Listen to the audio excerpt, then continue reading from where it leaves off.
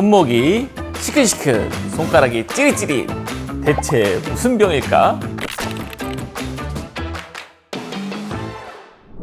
안녕하세요. 연세도론병원 정형외과 전문의 박성필입니다. 최근에 우리 병원에 손이나 손목이 아프다고 내원하신 분들이 많아졌어요. 그래서 오늘은 손과 손목에서 나타나는 대표적인 질환에 대해 말씀드리려고 합니다. 잘 의식하지 않기 때문에 모르고 지나치기가 쉬운데요. 손과 손목은 우리 생각보다 훨씬 더 많이 쓰입니다. 어느 정도냐면요. 자, 한번 떠올려 보세요. 아침에 잠에서 깨어났어요. 그리고 공부나 업무 같은 활동을 하겠죠? 일과를 마치고 나니 집에 왔어요. 씻고 잘 준비를 마친 후 드디어 침대에 누웠어요. 여기서 손이랑 손목이 움직이지 않는 순간이 있나요? 이렇게 쉽게 떠올릴 수 없을 정도로 손과 손목은 쉴 새 없이 움직이고 있어요. 그래서 무리하기 쉽고 관절에 스트레스를 받는 일이 많은데요. 이게 무슨 말이냐? 바로 질환이 발생하기 쉬운 환경이라는 뜻입니다. 손목과 손에서 나타나는 대표적인 질환, 이미 많이들 알고 계실 거라고 생각하는데요. 바로 손목 터널 증후군입니다. 우리 손목에는 작은 터널이 하나 존재합니다. 손목에 있는 뼈와 인대에 의해 형성된 작은 통로인데요. 이걸 수근관, 손목 터널이라고 부릅니다. 이 터널로 9개의 힘줄과 하나의 신경이 지나가는데요. 손목 터널 증후군은 여러 가지 원인 때문에 손목 터널이 좁아지고 그 안에 지나가는 신경이 압박되거나 손상되어 다양한 증상을 일으키는 질환입니다. 평생 손목 터널 증후군에 걸릴 확률이 50% 이상이라고 할 정도로 팔에서 나타나는 신경질환 중에 가장 흔한 질환인데요. 특히 임산부들이 손목 터널 증후군을 겪을 가능성이 더 높습니다. 임산부의 몸은 10달 동안 임신과 출산을 대비해서 뼈가 일시적으로 물러지기 때문에 손목 질환에 취약한 상태가 됩니다. 그래서 손을 무리하게 사용하거나 외부에서 충격을 받으면 더 쉽게 손목 질환이 나타날 수 있습니다. 많이 알려져 있긴 하지만 손이 조금 아프다고 해서 무작정 손목 터널 증후군이라고는 할 수는 없잖아요. 그래서 혼자서도 알아볼 수 있는 자가 진단 검사를 소개해 드립니다. 첫 번째, 손목 굴곡 검사 팔렌 검사입니다. 양손을 가슴 앞에 둔 다음 손목을 90도로 꺾어서 손등을 서로 마주 댑니다. 이 자세를 40초에서 1분 정도 유지하는데 손이 저리거나 통증이 느껴지면 손목 터널 증후군을 의심해 볼 수 있습니다.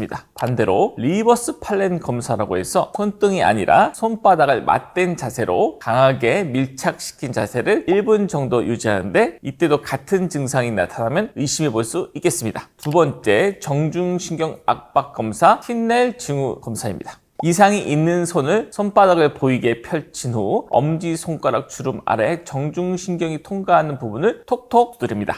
이때 손가락 쪽으로 찌릿한 느낌이 든다면 손목 터널 증후군을 의심해 볼 수 있겠는데요. 이 검사를 할 때에는 너무 세게 두드리지 않도록 해야 합니다. 너무 세게 두드리면 신경 경로를 따라서 찌릿한 느낌이 들 수도 있기 때문에 이런 증상을 질환 증상과 혼동할 수 있습니다. 이러한 방법들로 손목 터널 증후군을 자가 진단해 볼 수 있겠습니다. 증상이 가볍다면 충분히 휴식하는 것만으로도 호전될 수 있거든요. 근데 아시다시피 손과 손목을 휴식하는 게 생각보다 쉽지가 않아요. 그래서 결국 통증이 나아지지 않고 지속돼서 병원에 찾아오시게 됩니다. 이렇게 병원에 오시면 손목 보조기를 착용해서 움직임을 고정한다든지 소염제 같은 약물 치료를 한다든지 물리치료를 받을 수 있는데요. 증상이 너무 심하다 하시면 스테로이드 주사를 맞기도 합니다. 근데 이건 일시적으로 통증을 사라지게 하는 것이지 병을 낫게 하는 것은 아니기 때문에 충분히 상의한 후에 진행하시는 게 바람직합니다. 그런데 어떤 보존적 치료에서도 증상이 전혀 나아지지 않거나 일상생활이 불가능할 정도로 불편함과 통증이 심하다면 내시경을 이용한 손목 터널 유리술을 진행할 수 있습니다. 그래도 대부분은 꾸준히 보존적 치료를 받고 휴식하면 금세 나아지기 때문에 수술까지 가는 길은 아주 드뭅니다.